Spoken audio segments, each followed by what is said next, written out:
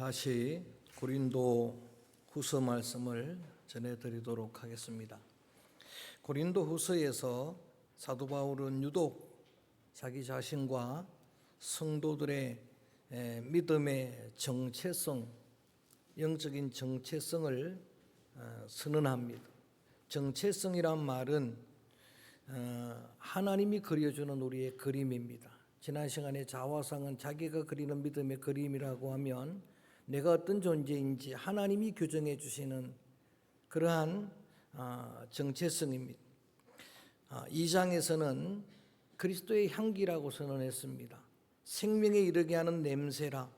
우리에게는 향기가 나올 수 없습니다마는 향기이신 그리스도와 결탁하고 그 그리스도와 연합하고 동행하게 되면 향을 묶은 끈에서 향이 나는 것처럼, 향수 담은 병에서 향이 나는 것처럼 그리스도의 향기를 발할 수 있게 될 것이다라는 것. 그 향기를 세상이 싫어할 리가 없다는 이야기입니다. 세상이 매도할 리가 없다는 이야기죠. 3장에서는 한번 같이 할까요? 그리스도의 편지. 먹으로 쓴 게 아니고 영으로 쓴 편지다. 돌판에 쓴 편지가 아니고 심령의 마음의 판에 쓴 그리스도의 편지, 그 아름다운 소식을 전하는 편지가 된다면 왜 세상이 싫어하겠느냐, 왜 세상이 매도하겠느냐라고 하는 그런 이야기입니다. 4장에서는 법에 담은 질그릇이라고 선언해 주었습니다. 우리는 연약한 질그릇, 약하고 무가치한 그런 그릇이지만 여러분, 그릇은 그 내용물이 그 가치를 결정하잖아요. 보배를 담고 있으면 보배 그릇인 거예요. 나는 깨어지고 부서져도 내 안에 보배가 드러날 것이니까 그걸 세상이 싫어하겠느냐라고 하는 이야기, 세상이 외면하겠느냐라고 하는 이야기입니다. 그리고 마지막으로 그리스도의 사신이란 말을 했습니다. 그리스도의 대사, 엠베스더입니다. 사신은, 대사는 자기 뜻을 말하는 자가 아닙니다. 자기 말을 전하는 자가 아니라 나를 부르시고 보내신 그분의 뜻을 전하고 그 말을 전하는 대변자입니다. 여호와께서 말씀하시는 것처럼 그같이 말하는 그 말을 세상이 싫어하겠느냐라고 하는 이야기입니다. 특별히 오늘 본문 6장에서는 우리 성도들의 믿음의 정체성, 그것을 세 개로 이야기를 합니다. 오늘 세 개 말씀을 함께 나눕니다. 먼저는 1절에 한번 따라합니다. 하나님의 동력자, 하나님과 함께 일하는 자라고 그렇게 강조합니다. 우리는 높은 자존감이 필요합니다. 하나님의 동력자예요. 하나님과 함께 일하는 자라고 하는 그런 의미고, 4절에는 하나님의 일꾼, 비슷하지만 한번 같이 할까요? 하나님의 일꾼.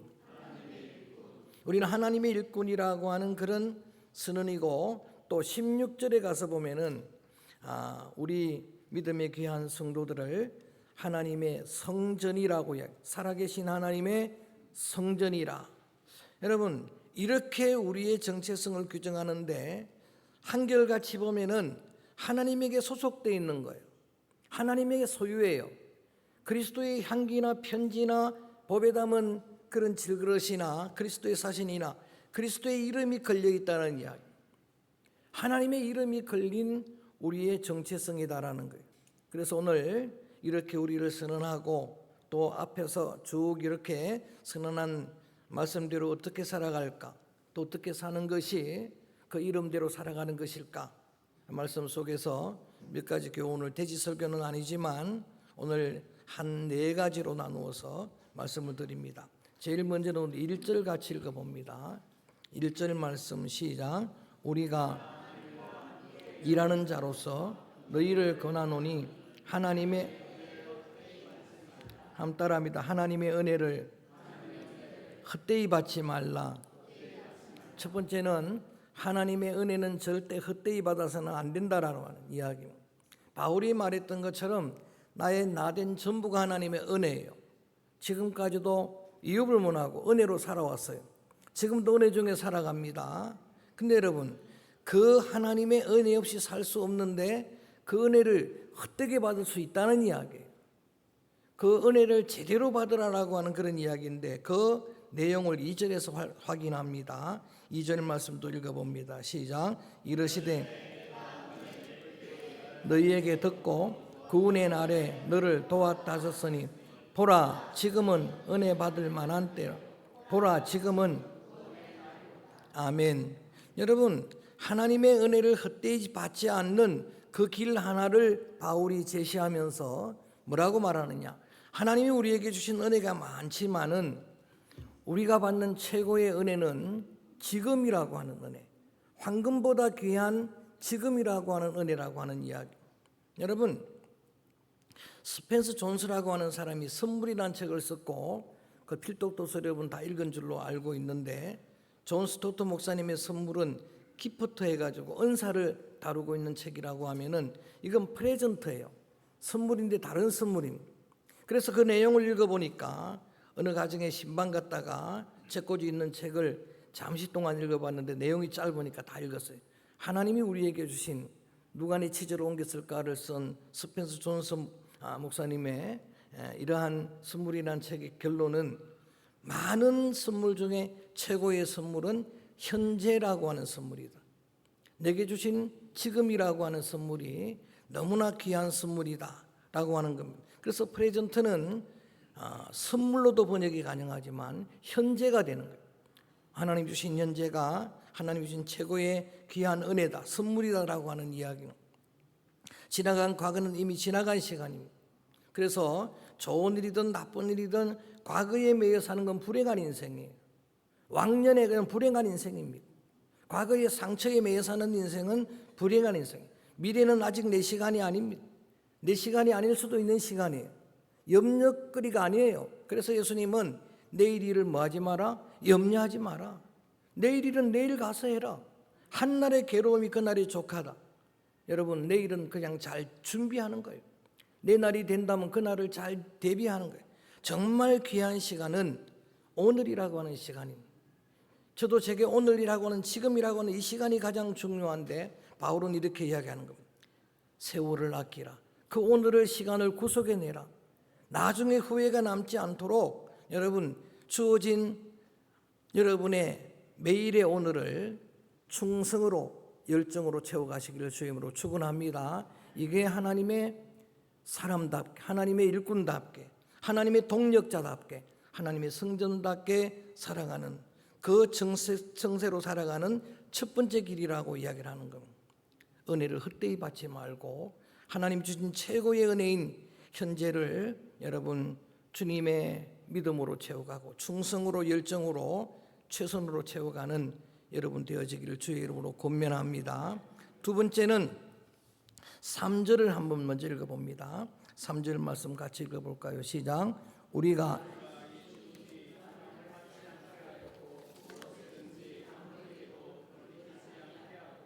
자, 두 번째 우리에게 명령하는 것은 직분의 비방을 받지 않도록, 직분이 비방을 받지 않도록 하라입니다. 성경에 있는 그대로 제가 정리한 겁니다.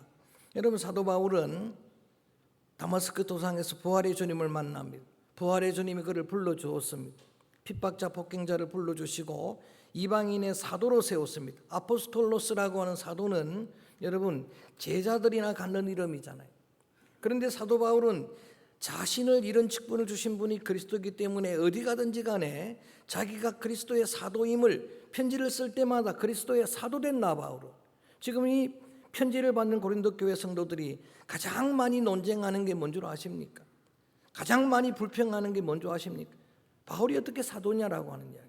그의 사도됨을 가장 많이 비평하고 불평하는데 그런데 여러분 바울은 한 번도 그 직분에 대해서 흔들린 적이 없습니다. 그래서 오늘 이런 이야기를 하는 겁니다. 이 직분이 비난받지 아니하도록 짓밟히지 아니하도록 나는 최선을 다했다. 4절에서 8절까지 내용이 그 내용인데 여러분 다 읽지는 않습니다만 제가 요약해 드리면은 자신을 간증을 하기를 그 많은 고난 속에서도 이 직분 때문에 나는 인내할 수 있다는 거예요. 참아낼 수 있다는 이야기. 그 많은 환난 시련 쭉 이야기하죠. 이런 비방, 이런 어떤 많은 환난 속에서도 6절 말씀에 보면은 자신은 깨끗함을 지켜낼 수 있었다는 이야기.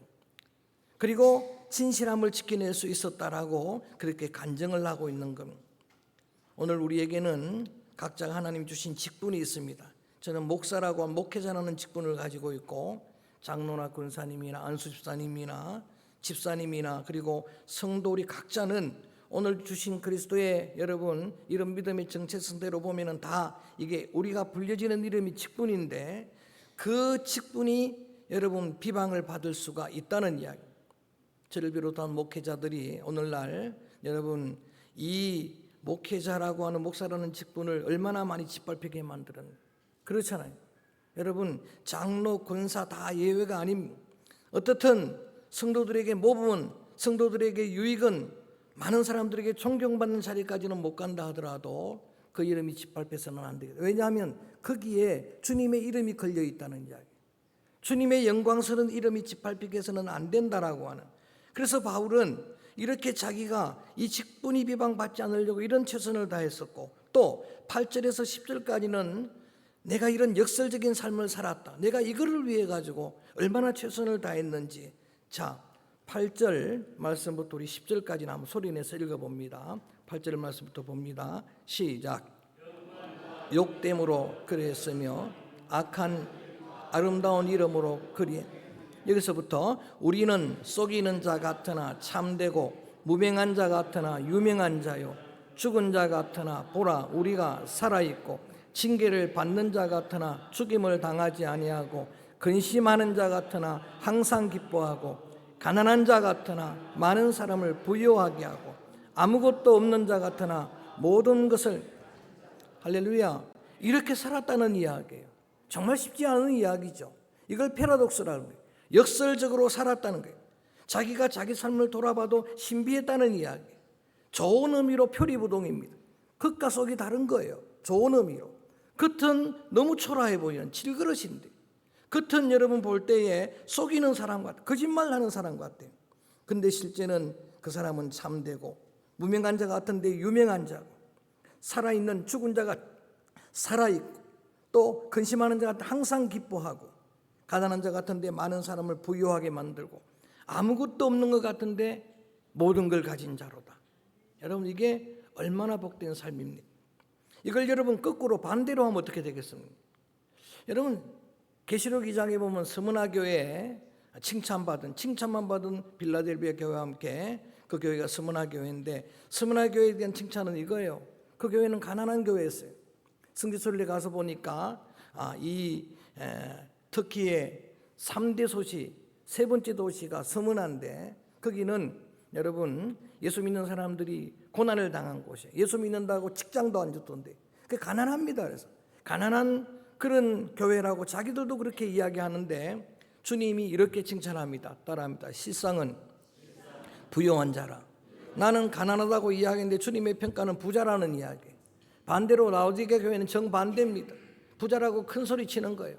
그런데 주님의 평가는 정반대요. 너희는 실상은 가난하다. 실제는 불쌍하다. 너희는 눈먼 자와 같다. 미지근에 내가 토해버리고 싶다. 여러분 정반대가 되면 대단히 위험해지는. 그 사람이 굉장히 유명한 사람 같은데 오히려 그 사람은 무명하고 그 사람은 살아있는 것 같은데 죽은 자고 그 사람은 여러분 늘 찬송하고 감사하는 것 같은데 속에 들어가면 늘 근심하고 앉아. 그 사람은 부자 같은데 아무것도 없고. 여러분 주님의 평가와 내 평가가 같아져야 영광이 되는 것이지만 그렇지 않으면은 그 직분이 비방을 받을 수밖에 없어요. 주님의 이름이 걸린 직분이기 때문에 성도이기 때문에 그래서 오늘 내게 주신 직분이 비방을 받지 않게 하라가 두 번째입니다. 주신 은혜를 헛되이 받지 말라 첫 번째 내게 주신 소중한 직분 그 직분이 비방을 받지 않도록 하라라고 하는 게 두 번째라면 세 번째는 우리 한번 13절 읽어봅니다. 13절 말씀 같이 읽어볼까요? 시작. 내가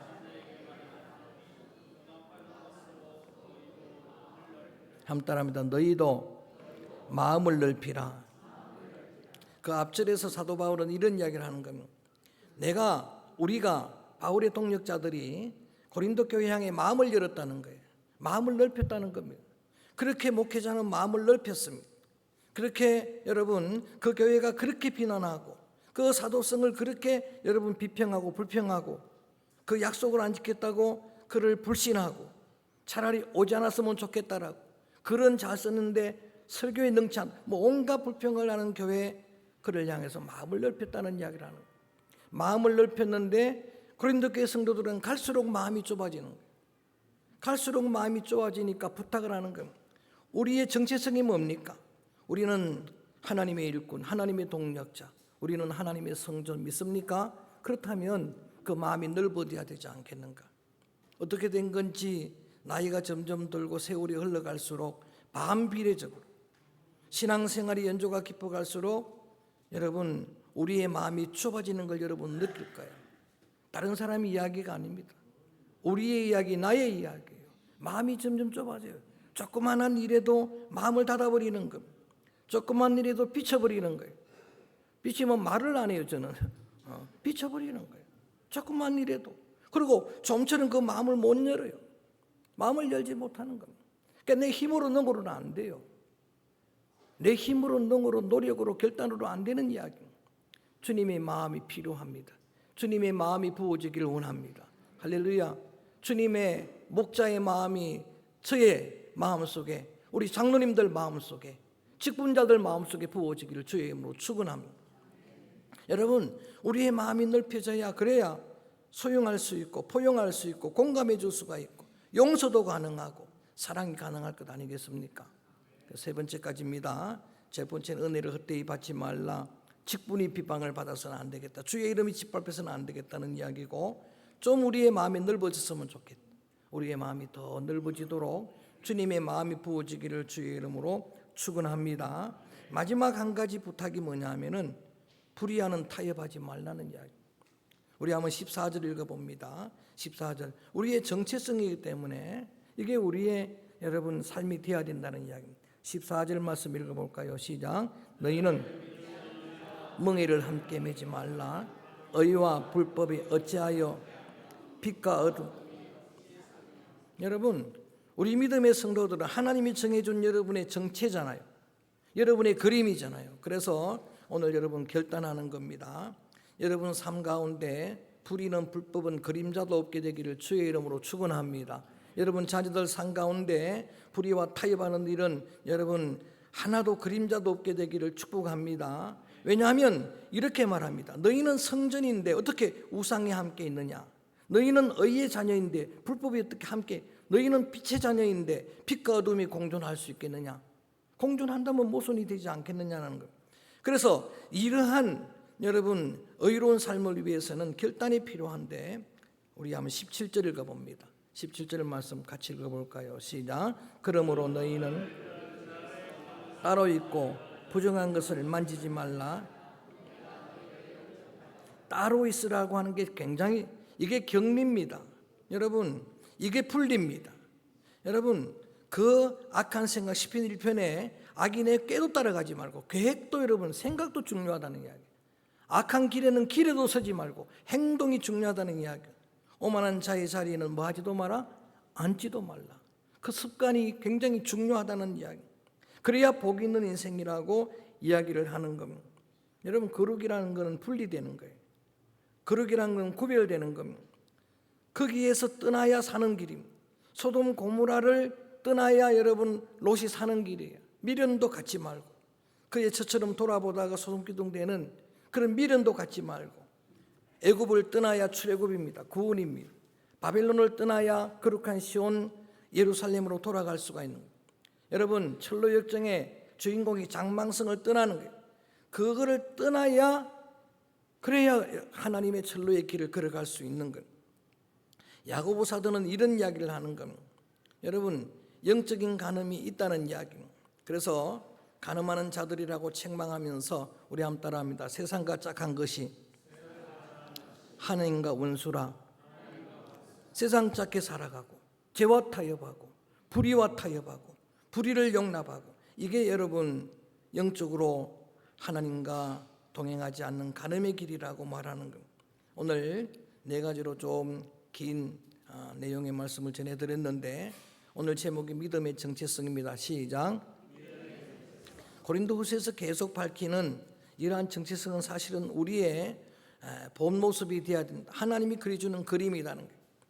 내가 그리는 내 자화상도 믿음으로 긍정의 자화상으로 그리는 게 중요하다고 지난 시간에 말씀드렸지만은 하나님이 규정해 주신 내가 도대체 어떤 존재이냐, 하나님이 우리에게 규정해 주신 이 말씀대로 살아가야 하는데 오늘 특별히 하나님의 동력자다, 하나님의 일꾼이다, 하나님의 성전이다, 소속이 하나님이고 소속이 그리스도, 그리스도의 편지다, 그리스도의 향기다, 그리스도의 사신이다, 그리스도의 이름이 걸린 우리의 여러분 직분이고 우리의 자리이기 때문에 오늘 이 네 가지 다시 한번 여러분 마음에 새기면서 주신 은혜를 헛되이 받지 아니하고 주신 오늘이라고 하는 가장 귀한 선물을 허송하지 아니하고 세월을 아끼고 구원하고 충성으로 최선으로 열정으로 채워가는 여러분 될 뿐만 아니라 여러분에게 불려지는 이름이 여러분의 직분인 만큼 그 이름이 짓밟히지 아니하도록 거기에 걸린 주님의 영광스러움이 짓밟히지 아니하도록 해야 될 뿐만 아니라 우리의 좁아진 마음이